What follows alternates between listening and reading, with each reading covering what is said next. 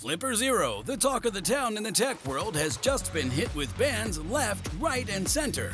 Hold on to your seats because it's not just Brazil cracking down. Canada, platforms such as Amazon, and even the German version of eBay are joining the fray, putting the brakes on this hot-button gadget. Brazil ban. So why this groundbreaking gadget is facing the chopping block, starting with Brazil leading the charge. The gadget sure boasts an arsenal of hacking capabilities, NFC, RFID, Bluetooth, infrared, and more, all wrapped in a sleek package. But these features aren't exactly new. For years, specialized pen testing tools have offered similar functionalities without raising eyebrows. So what sets Flipper Zero apart?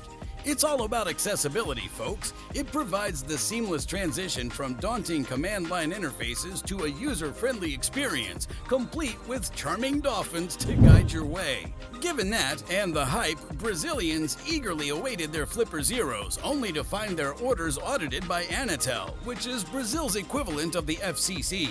And just like that, their coveted gadgets were seized by the government, leaving a wave of frustration in their wake. But why the crackdown? At first, the reason seemed shrouded in mystery, with vague statements about product approvals. A whirlwind of events took place right after, with Brazilians rallying on Reddit in a quest to reclaim their confiscated treasures. However, the plot thickened when Anatel cited concerns about Flipper Zero's potential misuse by malicious men, prompting the ban in the name of protecting Brazilian citizens from criminal activities. So the burning question remains, are there documented incidents of crimes involving the Flipper Zero? If we venture into Flipper Zero's stomping grounds, TikTok, we'll find plenty of videos showcasing its capabilities. From turning off TVs with its universal remote function to opening Tesla charging ports, users are certainly getting creative. However, these actions don't constitute criminal behavior. Nevertheless, there are some concerning videos circulating depicting individuals unlocking cars with a flipper.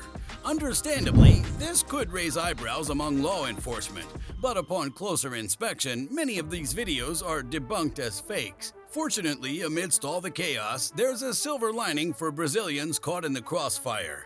Anatel didn't resort to destroying seized flippers. Instead, they're returning them to the original point of purchase. This means affected buyers can expect refunds for their purchases. What's more, there's no indication of importers facing fines or legal charges for attempting to bring Flipper Zeros into Brazil.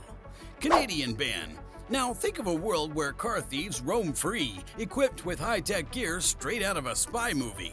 Well, that's the nightmare scenario Canada's facing.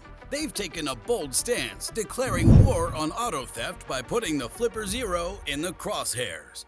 But why, you may ask? Justin Trudeau, the Prime Minister himself, isn't mincing words. He's pointing fingers at organized crime, gangs, and all those sneaky individuals who've been making off with cars like it's a game.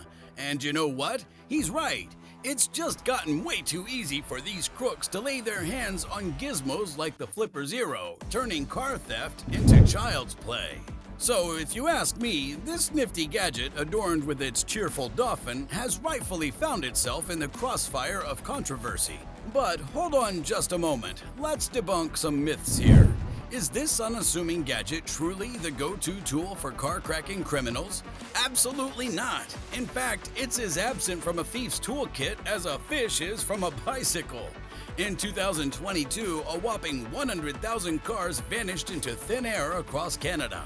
And out of that staggering number, how many were pinched using a Flipper Zero? Drumroll please, 0. That's right, folks, the clue's in the name. So why the ban, you ask? Well, because this young politician, blissfully unaware of the intricacies of tech, has been scrolling through social media feeds quite more than he should. Suddenly, he stumbles upon a video, much like this one, claiming to demonstrate car hacking with a Flipper Zero. Sure, the video throws around terms like megahertz and rolling codes, but who has time for technicalities? They fast forward to the money shot, the Flipper Zero magically unlocking a car from a distance. It's like a scene from a high-stakes thriller. Naturally, they reach for their metaphorical ban hammers. While the video may seem alarming, it's essential to separate fact from fiction. The gentleman in the video showcases a simple trick, using the flipper to clone his key fob's code and replay it to unlock his car. But the thing is, the modern cars are equipped with a nifty security feature called rolling codes. Every time you use your key fob, it generates a fresh, unique code to unlock your car. And here's the kicker. Once that code is used, it expires faster than milk left out in the sun. So even if a crafty thief manages to snag that code, it's of no use. So what's the deal with Canada's ban then? Confusion reigns supreme, my friends. Even the Flipper Zero team themselves are scratching their heads in disbelief. Only time will tell as we navigate the murky waters of technology and legislation. German eBay ban. So, if you've ever caught yourself in a situation where you're browsing through eBay, hunting for the latest tech gadgets when suddenly you stumble upon the elusive Flipper Zero. Excitedly, you click on the listing only to find it swiftly removed within hours. Frustrating, isn't it? Well, you're not alone. Meet Neov, a fellow tech enthusiast who's been grappling with this very issue for months. Despite eBay's reluctance to block Flipper Zero listings outright, they seem to vanish into thin air faster than you can say check out. And it doesn't stop there. Some listings manage to slip through the cracks, only to face cancellation after the sale's already gone through. But here's where things get interesting. Neov raises a crucial point. While eBay might refund the buyer's money in such cases, it's not without its headaches. Imagine the confusion and frustration of having your purchase abruptly canceled, with payment and shipping hanging in limbo. Neov offers a fascinating insight into the broader picture. As someone familiar with the challenges of combating cloning and startup projects, they understand the importance of tools like the Flipper Zero in defending against such threats. However, eBay's ban on electronics capable of cloning RFID tags raises questions about its response to evolving security needs. Could it be that eBay's decision stems from a desire to protect legacy systems ill-equipped to handle modern threats? Or perhaps it's a response to the proliferation of half-baked projects that overlook critical security considerations.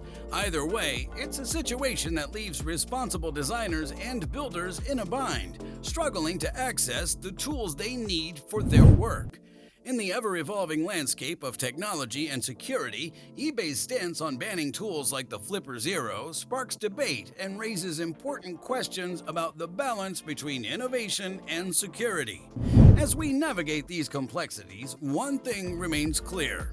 The quest for cutting-edge tools continues, even in the face of obstacles.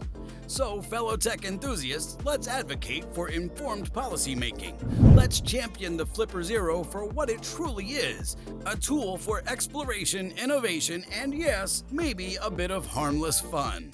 After all, in a world where technology evolves faster than we can keep up, let's not stifle creativity with misguided bans. Let's keep the conversation going in the comment section below and ensure that our laws reflect the reality of our ever-changing digital landscape.